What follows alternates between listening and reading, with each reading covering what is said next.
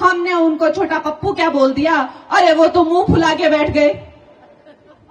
उनको उस पे भी गुस्सा आ गया। मुझे कहते हैं मैंने अभद्र भाषा यूज की कि जहां जहां जा रहे हैं वहां के वेशभूषा पहनी जा रही है। अच्छी बात है, मगर जैसे टूरिस्ट आते हैं शिमला में, मनाली में, तो वहां की वेशभूषा पहनकर जो है फोटो खिंचवा कर वापस चले जाते हैं, तो वैसा ही कुछ सिस्टम लग रहा है। नमस्कार, इन खबर में आपका स्वागत है। हिमाचल में अंतिम चरण में होने वाले चुनाव के लिए जिस तरीके से मंडी से कांग्रेस ने विक्रमादित्य सिंह को उतारा है, उसके बाद वहां पर चुनावी माहौल काफी गर्म हो गया है। उनके नाम का ऐलान हुआ और कंगना रनौत जो बीजेपी की प्रत्याशी हैं हो गई हमलावर। उन्हें छोटा पप्पू और राजा बेटा कह करके संबोधित कर दिया। सुनिए कंगना रनौत ने क्या कहा। तो मुद्दा ये है कि आपने कहा था, कांग्रेस की सरकार ने कहा था, जिसमें विक्रम भाई जो मेरे छोटे भाई हैं, मुझसे तो नाराज ही रहते हैं, इतना प्यारा मैंने उनको नाम दिया राजा बेटा, उससे भी खफा हैं। इतना प्यारा मैंने उनको बोला राजा बाबू, उससे भी खफा है। हम जो हमारे जो शीर्ष नेतृत्व हैं, अगर कोई उनसे हमारी तुलना करे तो हम तो गदगद हो जाए। वो खुद को प्रधान सेवक कहते हैं, दुनिया उनको प्रधान सेवक कहती है, हमें कोई छोटा सेवक कह दे हम तो गदगद हो जाए। हमने उनको छोटा पप्पू क्या बोल दिया, अरे वो तो मुंह फुला के बैठ गए। उनको उस पे भी गुस्सा आ गया। मुझे कहते हैं मैंने अभद्र भाषा यूज की। अरे भाई, किसी को प्यार से छोटा पप्पू, राजा बाबू, राजा बेटा, ये तो बड़े ही प्यारे शब्द होते हैं, हम छोटे छोटे बच्चों के लिए यूज करते हैं। छोटा भैया है वो, उसको मैंने प्यार से बोल दिया, बड़ा नाराज हो गया। लेकिन वो भी मंत्री है इस सरकार में, तो वो भी इन बातों का जवाब दे कि आपने कहा था कि आप पेंशन स्कीम जो है वो शुरू करेंगी। की आपने स्कीम, पेंशन स्कीम शुरू की आपने? काम की बात कीजिए। आपने कहा था मोबाइल हॉस्पिटल बनाएंगे, मतलब वैनें होंगी जिनमें हॉस्पिटल होंगे, वो घर घर जाकर, गली गली जाकर मुफ्त इलाज करेंगे। देखी ऐसी वैन किसी ने? देखी क्या मंडी में ऐसी वैन किसी ने नहीं देखी। आपने कहा था 5 से 6 लाख नौकरियां देंगे, मिली क्या किसी को नौकरी? आपने कहा था महिलाओं को, बेटियों को 1500 हर महीने देंगे, मिला क्या किसी को 1500?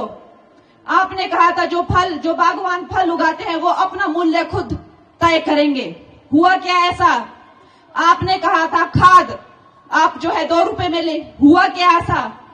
अरे विक्रम भैया, आपसे काम की बात करें तो आप उल्टी बात करते हैं, और जब आपसे उल्टी बात करें तो आप कहते हैं हमें सीधी बात करनी है।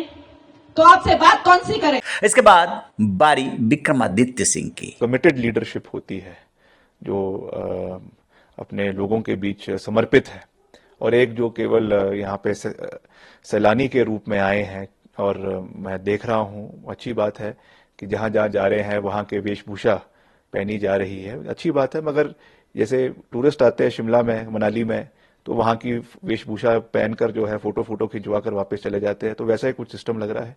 तो ये तो जनता ने तय करना है कि उन्हें केवल चुनावों के समय की मनोरंजन चाहिए, या एक ऐसा लीडरशिप या एक ऐसा नेतृत्व चाहिए जो उनके गंभीरता के साथ उनके विषयों को जो है वो आंकड़ों के साथ जो है विधानसभा में और लोकसभा में उठाए।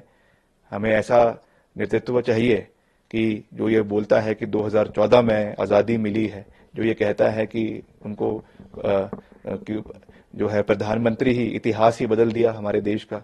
तो इस तरीके से तो ये चीज़ें मंडी की जनता है और प्रबुद्ध जनता है, पढ़ी लिखी जनता है, दे नो, दे अंडरस्टैंड कि गंभीरता, जो ग्रेविटी है इस सिचुएशन, ये कोई मजाक नहीं है। चुनाव लड़ना कोई मजाक नहीं होता है। इसके लिए डेडिकेशन चाहिए, कमिटमेंट चाहिए, अंडरस्टैंडिंग चाहिए इलाके की, और नॉलेज चाहिए।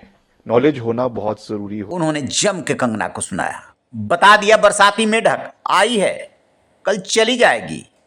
बरसाती मेढक टिकते कहाँ हैं? दरअसल अब वहां का चुनावी माहौल काफी दिलचस्प हो चला है। अभी तक कंगना रनौत को इंतजार था कि विपक्ष की तरफ से कौन उम्मीदवार होता है। विक्रमादित्य सिंह वीरभद्र सिंह और प्रतिभा सिंह के बेटे हैं। कांग्रेस ने इस बार प्रतिभा सिंह को नहीं, उनके बेटे को उतार दिया और लड़ाई को बना दिया है दिलचस्प और इधर से बीजेपी ने उतारा है कंगना रनौत को। देखते हैं कि ये लड़ाई कहां जाके थमती है। चूंकि अंतिम चरण में चुनाव है, इसलिए वार पलटवार चलता रहेगा और इस पर भी नजर रहेगी कि किसके गले में पड़ती है विजय की बरमाला। आपकी क्या राय है? कमेंट बॉक्स में जाके कमेंट जरूर कीजिएगा। रही न बेखबर, देखते रहिए इन खबर। Thank you.